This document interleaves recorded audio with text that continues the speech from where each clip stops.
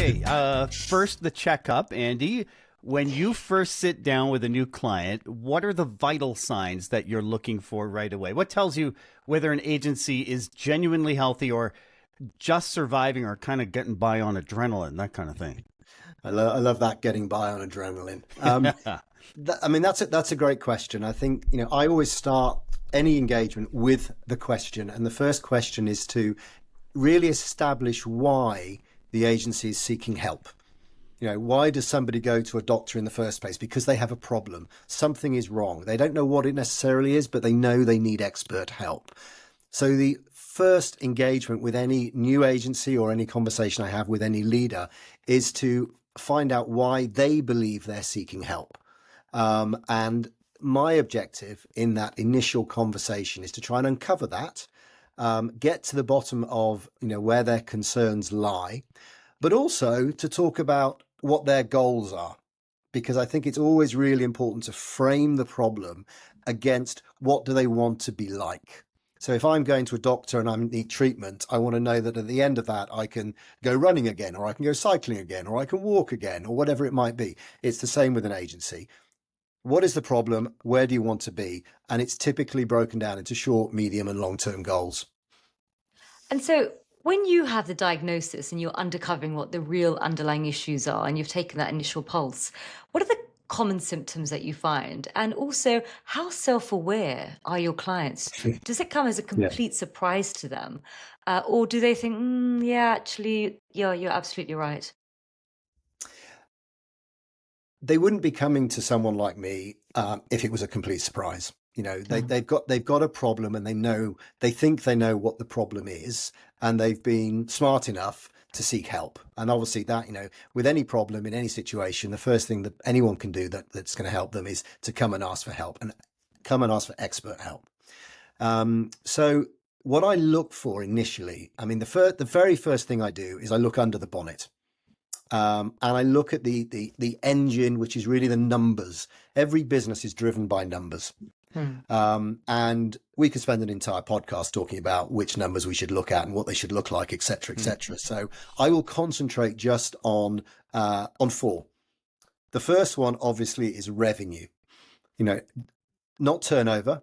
And that's often a surprise. Some agency leaders tend to lean into turnover, not revenue. The difference being turnover is revenue plus pass-through costs, which can give you an overinflated sense of your own achievements. So strip out all the pass-through costs. Let's look at revenue, and let's look at the historical data around your revenue. The second and possibly most important financial metric that I will look at is staff cost. That is obviously the largest cost in a PR firm, any professional services firm. What is that staff cost as a percentage of revenue? Because that gives us the gross margin. In my term, there are different ways that people define gross margin, but mine is as a percentage of revenue. What does that look like? Because that's an indicator of actually, are we staffed appropriately? And then obviously we look at operating costs. Are we spending too much? Are we spending too little? What is the percentage of operating cost against revenue? And having looked at all of that, then obviously we're looking at the bottom line profit. So some of the indices which I like to work with agencies on are, in an ideal world, we're looking for a ratio of around about 50% staff to revenue, 25% operating cost to revenue, leaving you ideally with about a 25% bottom line margin. And most agencies, if they should be able to achieve 25% or better bottom line margin. In today's environment, very few agencies are actually doing that. And if they are, they're performing very well. So I look at that over the course of maybe the last 3 years. I talk to them about where they want to get to, and that often then starts to point to some of the symptoms, some of the causative factors that are holding them back in either growth or profitability or whatever else problem they might have. Do you find we're at a discontinuance in time right now, especially with artificial intelligence? What I mean by that is like that line. We should be growing at this rate, and these are our forecasts, and that's what you're checking up on. It's just with AI is able to do a lot of the things that would otherwise cost me money. If I'm still paying for staff costs or operational costs that I can now offload to AI, I shouldn't maybe be paying for those. Sorry to sound like Dracula here as the CEO. Just we're at this weird moment in time, and this is before we get to the prescription part. Yeah. Are we not at this weird moment in time where today is kind of unlike other times in our history? Sort I of. would agree with you. I'd agree with you, Doug. I mean, I've been in the agency game. It'll be 40 years next year. So I've seen. I saw the internet revolution. In fact, I saw the email revolution when I first started as a graduate in '86. Right. We were one of the first agencies in the country to have a Unix-based email system. Can you believe that? Not many people who listen to this will know what Unix is, but I don't. for those geeks amongst you, it was a computer operating system, and we were one of the first to actually use it. So I've seen these technology revolutions come, and AI is definitely the most impactful that I've seen, and potentially the most dangerous that I've seen. But equally, I think it comes with the biggest benefits and advantages to our industry. So part of that diagnostic is helping agencies to understand what role is AI going to play in your business? How are you using it today? How should you be using it? How could you use it? Part of it is helping them prepare for those conversations with clients who are pushing back and saying, well, hold on a minute, do I really need to pay that? You're doing that through AI. Helping the Exactly. clients, helping the agencies to understand what value they bring, the humanistic elements that no AI yet can actually deliver on behalf of clients. So I think there is a discussion to be had, help to be sought from every agency looking to lean into AI, both from a threat, but also how they're going to absolutely use it to as a growth engine and as an opportunity for their future. Do you know, Andy, they often say that prevention is the best possible cure.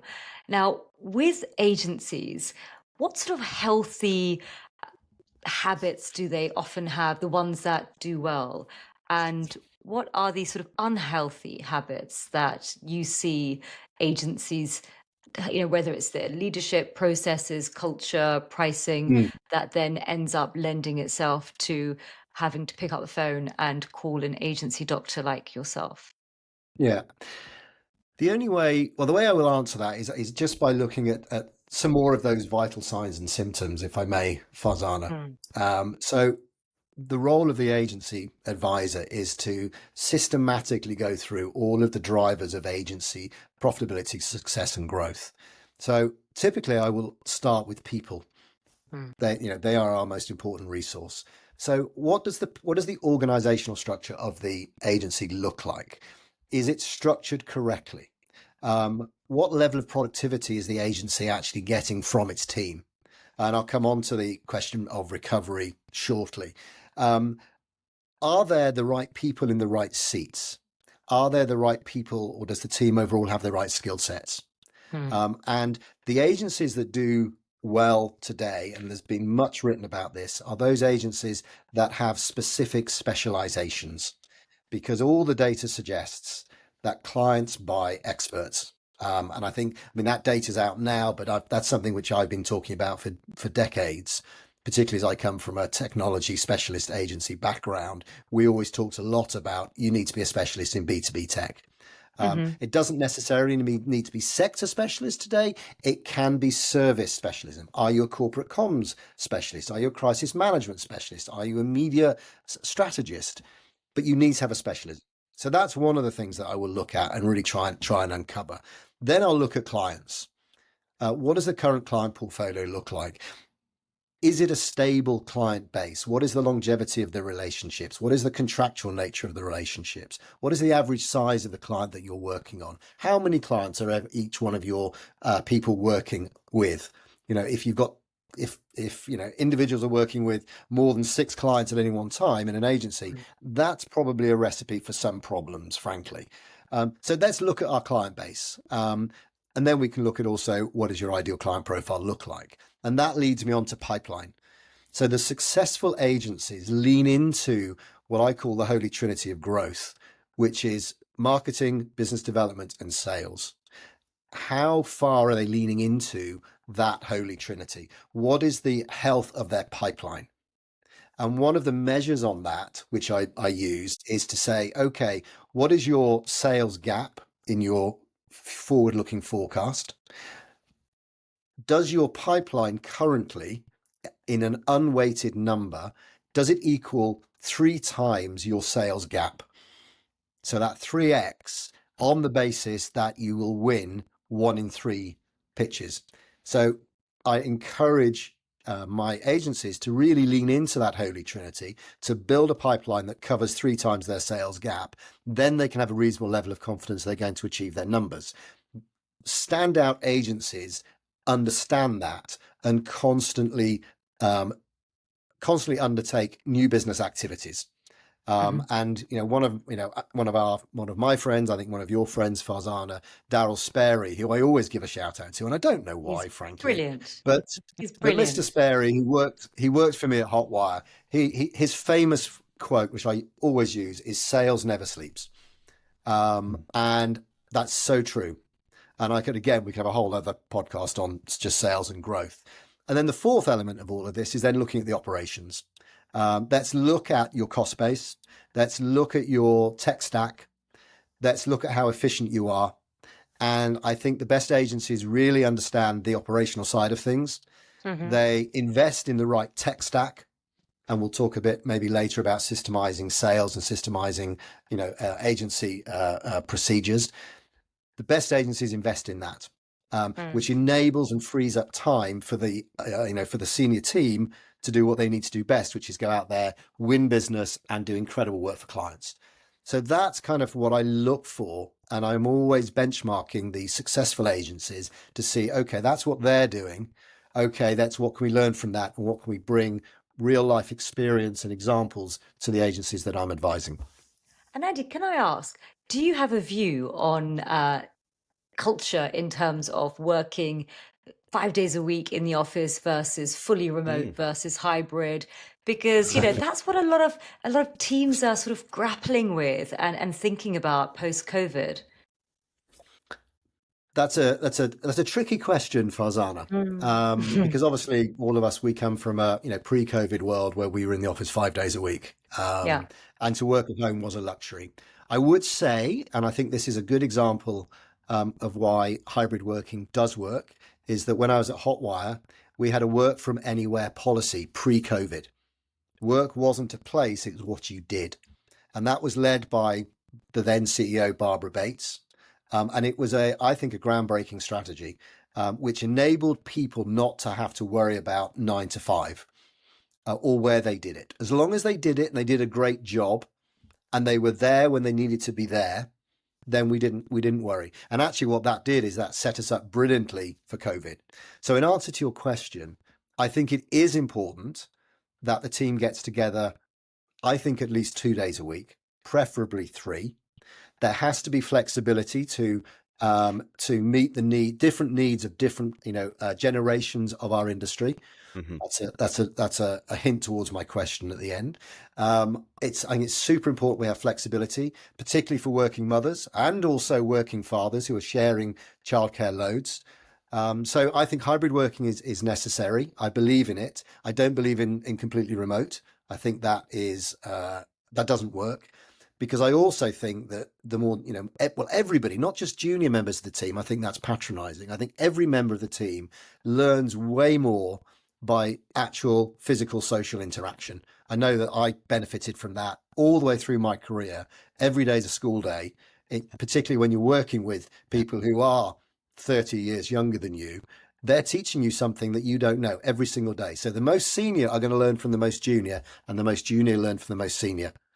So I think hybrid working has got a place. Andy, when it comes to my health, my aha moment was about 5 years ago when I found myself in palliative care. That's a big aha. That's a huge In aha. about 1 minute, tell me a brief story about an agency you've worked with that had their own aha moment that you helped them come to terms with and what they did about it, including denial, because I think that's a thing too. So I will anonymize this, Of but course. I worked with an agency that is very, very heavily reliant on project activity. which means that they have no stability in terms of forward-looking cash flow or forward-looking forecasting, which makes it impossible to scale. It also means that every member of the organization was constantly moving to having to find new business. So there was a huge amount of new business effort going in, but there were no systems or processes around that, which meant that they were inefficient. The aha moment came when we worked together as a team to put in place systems, in this case a CRM, that linked to the forecasting, which they were already pretty good at, so that we could have a level of confidence looking 3 to 5 months out that we would hit the numbers that we had in our budget in order to pay the salaries of the team that we had, but also more importantly, to make decisions about hiring. Mm-hmm. So that was an aha moment when we put the systems in place to give them the visibility into the performance of the organization. That must have felt so good for all of them, not just the CEO, but for everyone in the org. It was very satisfying. I mean, for me personally, very satisfying to have made a difference. And yes, I think I finished working with them about a year ago, still being used. I'm still in touch with them. And yes, it is, at the heart of their business engine, if you like. So yes, very satisfying. Andy, thanks for your time today. Appreciate it. Much enjoyed. Thank you so much.